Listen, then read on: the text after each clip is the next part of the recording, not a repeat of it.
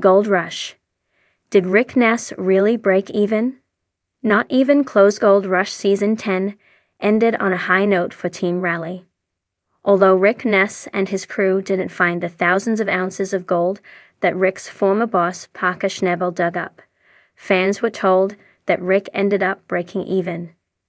But after two Gold Rush lovers crunched the numbers, it is easy to see that at the end of the season, Rick Ness was well into the red. TV show's Ace has already reported that Todd Hoffman wants to go out gold mining and show the real cost. Although this may take a couple of years, we can instead read the calculations from the two sites that follow Gold Rush closely. Let's get started. Gold Rush Season 10 ended with Rick Ness coming out even. Or did he? We examine the real cost of mining based on the tallies of two different bloggers.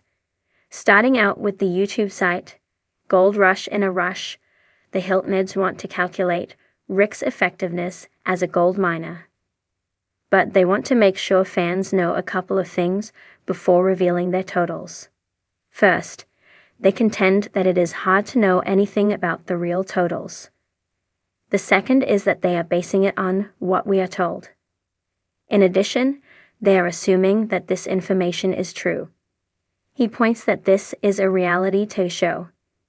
On that note, any TV money Discovery should pay to Rick Ness is not included.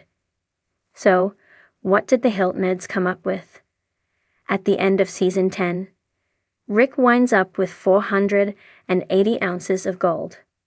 Gold Rush fans know that the initial weigh-in is not refined gold. Generally, this is 85% of the gold total. This makes Rick's adjusted real gold total at 408 ounces. Rick needs to pay a 15% royalty to the claim owner, which is 61.2 ounces. That means that Rick has 346.8 ounces to work with. At Rick's second claim, he finds 67.09 ounces. After this gold is refined, it is now 57.03 ounces at the 10% royalty, which is 5.7 ounces. The total for the second claim is 51.33 ounces. The two-claim total is 398.13 ounces. Using the Gold Rush Season 10 rough estimate of the price of gold, $1,400 per ounce, his cash total is $557,382. He added the return of the reclamation refund from Shomus of $100,000, which gives the Gold Rush team $657,382. Rick got Monster Red for $500,000. In the first week, Rick rented a wash plant for 8 weeks at $2,000 a week, giving him a total of $16,000. Then Rick leased a hopper feeder from Tony Beats, which cost $20,000. Then Rick needed to rent equipment for the second claim. Basing the prices on the wash plant rental, it is estimated that Rick spent $10,000. Those initial expenses cost $546,000. This means that Rick's profit is $111,382. Then, there is the $11,000 bonus for his 6 key employees. This is $66,000. This means that Rick's profit has dwindled to $45,382. Next, the question is, how much does Freddie Dodge get paid? He worked about 7 weeks. They figure he gets an $11,000 bonus. This lowers Rick's profit to $34,382. Then, there are 2 geologists from week 13 that Rick had to pay. They kept it simple and just figured it cost $382. Now Rick has $34,000. Or does he? We cannot forget fuel. Based on the weekly show information that Rick is spending thousands of dollars a day on fuel, they figure $2,000 a day and multiply it by the 120-day mining season. That total is $240,000. This gives his total $206,000. Yikes, the Hiltoners point out that this total does not include business taxes, surprise repairs, equipment rentals, and beer runs. Don't forget the tooth that Freddie lost in Week 7. Did Rick have to pay for that? We are reminded that last year, Rick Ness was at $409,000 for the season. Although he got more gold, he spent a heck of a lot more money. That means in 2 years, Rick Ness has lost $615,000. Can we crunch the numbers in another way? Absolutely. The real break-even point of Rick's second season as a mining boss was calculated on Gold Rush News' YouTube site as well. They did this before the final episode aired, assuming Rick did get 500 ounces. They point out that Rick Ness started out Gold Rush Season 10 with a 2,000-ounce total. That was reduced to 500 ounces, which the show reminds viewers that this was Rick's break-even point. But they do not agree. What sorts of totals did they come up with? They start out with a different gold price. They estimate that with 500 ounces at $1,600 per ounce, the total is $800,000. The landowners get 15%, which is $120,000. That is $680,000. The wash plant cost him that big $500,000. But GRN pointed out that Rick was able to make a deposit on the plant with 150 ounces, which was worth $240,000, 150 x 1,600.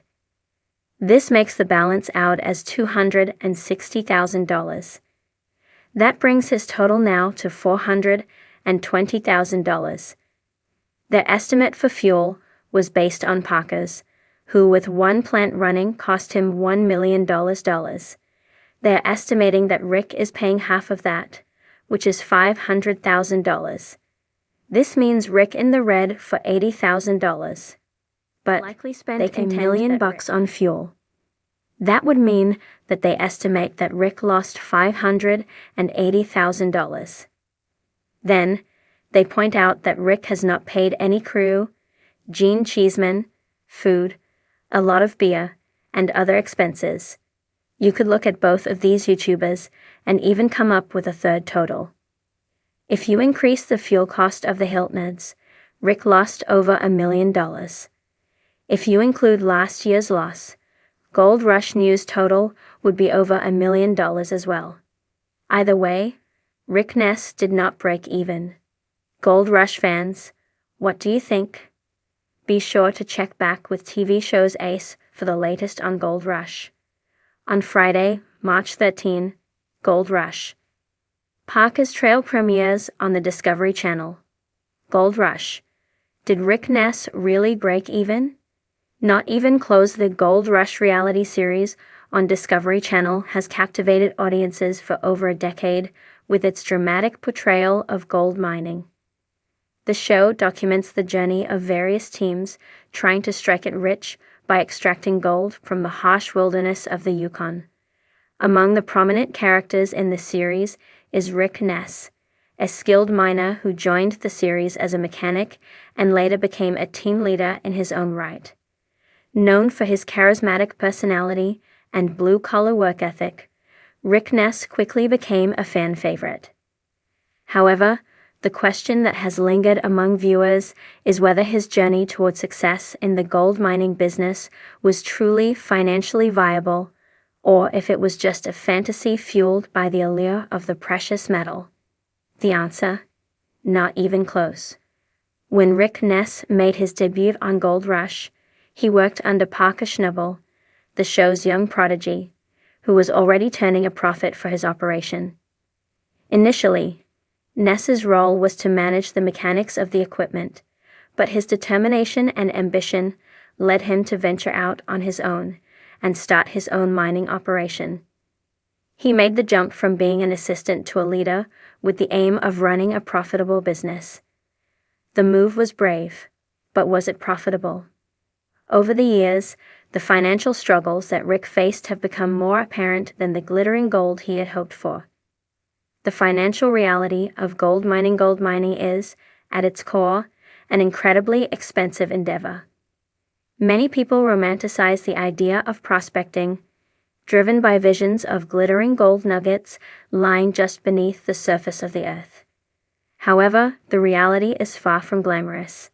From purchasing equipment to maintaining heavy machinery, managing labor costs, and dealing with inclement weather conditions, the expenses quickly stack up. The cost of running a gold mining operation is so high that even a successful season might only break even, if that. For Rick Ness, these challenges have been evident from the start. After leaving Parker Schnebel's operation, Ness struck out on his own in 2019 with his own crew and a new claim. The Rick's Rock operation, as it was initially called, seemed promising at first. But the reality of running a mining business quickly hit Rick like a ton of rocks. The cost of equipment and labor of the biggest hurdles for Rick's mining operation was the substantial cost of acquiring and maintaining equipment. Gold mining operations require huge investments in machinery, such as excavators, wash plants, loaders, and trucks. For a show like Gold Rush, these expenses are even more inflated, as filming adds additional costs in terms of logistics and crew requirements. In the early seasons of Rick's solo venture, he frequently faced breakdowns and expensive repairs for his equipment, which delayed production and mining efforts. This caused significant setbacks for the crew, leaving them with mounting costs and diminishing returns. Maintaining the machinery was a consistent headache for Rick, and while he was skilled in mechanical work, the sheer volume of repairs was often overwhelming. Furthermore, Rick had to rely on a team of laborers, each of whom had to be paid. With the harsh working conditions and long hours that come with gold mining in remote locations, the payroll for his team quickly became another drain on his finances. As any business owner knows, labor costs are one of the largest expenses, and for Rick, they were no exception. The gold he was mining for, the biggest issue for Rick Ness wasn't the labor or equipment costs alone. It was the question of whether the gold he was extracting was worth it. Each season, he faced the same question. Was the gold he was recovering enough to cover his expenses and turn a profit? Gold is an unpredictable commodity. Its value fluctuates with the market, and even when the price of gold is high, the cost of mining it can outweigh the potential gains. On top of that, gold mining is a physically demanding and exhausting endeavor. It requires careful planning, precise operations, and a bit of luck. In some seasons, Rick's team would hit a gold pocket, yielding a sizable profit. But these high moments were often balanced by the many instances when the gold